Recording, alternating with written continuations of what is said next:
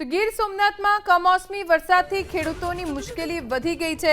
કોડીનાર પંથકમાં છેલ્લા 24 કલાકમાં 3 ઇંચથી વધુ વરસાદ। કોડીનારના અરણેજ ગામે ખેતરમાં મગફળીના પાથરા પલળી ગયા। ધસમસતા પાણીમાં મગફળીના પાથરા તણાઈ ગયા। તૈયાર પાક પલળી જતા ખેડૂતોના મોઢામાં આવેલો કોળિયો ઝૂંટવાઈ ગયો।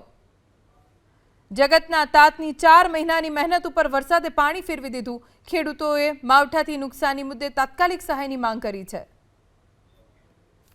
ગીર સોમનાથમાં સતત આજે ત્રીજા દિવસે પણ કમોસમી વરસાદ છે તે વરસી રહ્યો છે। અત્યારે અમે પહોંચ્યા છીએ કોડીનારના અરણેજ ગામે। આપ આ દ્રશ્યો જોઈ શકો છો। ખેતરમાં મગફળીના પાથરા પડ્યા હતા અને આ વરસાદ છે તે સતત 3 દિવસથી વરસી રહ્યો છે। આજે પણ કોડીનાર તાલુકાની અંદર વરસાદ છે તે વરસી રહ્યો છે। 24 કલાકની વાત કરવામાં આવે તો 24 કલાકની અંદર 3.5 ઇંચથી વધુ વરસાદ છે તે કોડીનાર તાલુકામાં વરસ્યો છે, જેના કારણે ખેતી પાકોને ખૂબ મોટું નુકસાન થયું છે। ખેડૂતોએ જે મગફળીનું વાવેતર કરેલું હતું અને પાક તૈયાર થયો હતો, ખેતરોની અંદર મગફળીના પાથરા છે તે પડ્યા છે અને આ કમોસમી વરસાદ છે તે વરસ્યો છે, જેના કારણે ખેડૂતોમાં એક ચિંતાનું મોજું ફરી વળ્યું છે। કારણ કે ખેડૂતોનો મહામૂલ્ય પાક છે તે હવે બચી શકે તેમ નથી, કારણ કે તેમાં વરસાદી પાણી છે તે ફરી વળ્યું છે। એબીપી અસ્મિતા ગ્રાઉન્ડ ઝીરો ઉપર પહોંચ્યું છે। હું આપને દ્રશ્યો બતાવીશ। આપ જોઈ શકો છો આ મગફળીના પાથરા છે તે અત્યારે હાલ પાણીની અંદર તરી રહ્યા છે। ખેડૂતોએ જે વાવેતર કર્યું હતું અને ત્યારબાદ મગફળી લણી રહ્યા હતા અને અચાનક જ આ વરસાદ પડ્યો છે, જેને લઈને ખેડૂતોની ચિંતામાં દિન પ્રતિદિન વધારો થઈ રહ્યા છે। આપણી સાથે અરણેજ ગામના ખેડૂતો જોડાયા છે। શું કહેશો, વરસાદ પડ્યો છે, કેવી પરિસ્થિતિ? વરસાદ પડ્યો છે, અત્યાર સુધીમાં જે ખર્ચા હતા એ પૂરા કરી દીધા અને પાક લણણીની ઉપર તૈયાર હતો ભાઈ। અત્યારે આવી પોઝિશન છે ખેડૂતની ભાઈ। હવે આમાં અમારે કઈ લેવા જેવું કઈ છે નહીં।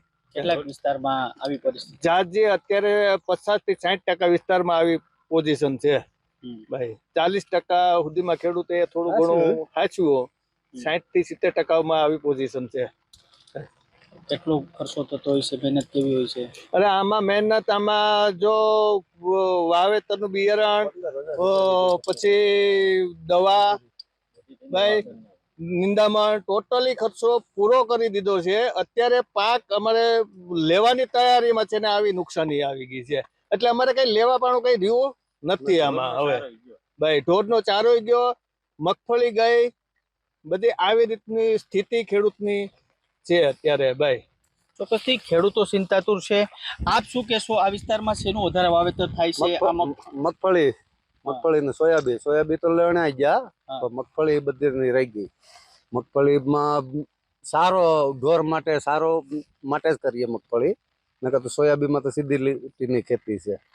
તે સારા માટે મગફળી વાવીએ ને એમાં જો વરસાદ આવો થયો તો સારા ની અસર થવાની મોટે પાયે।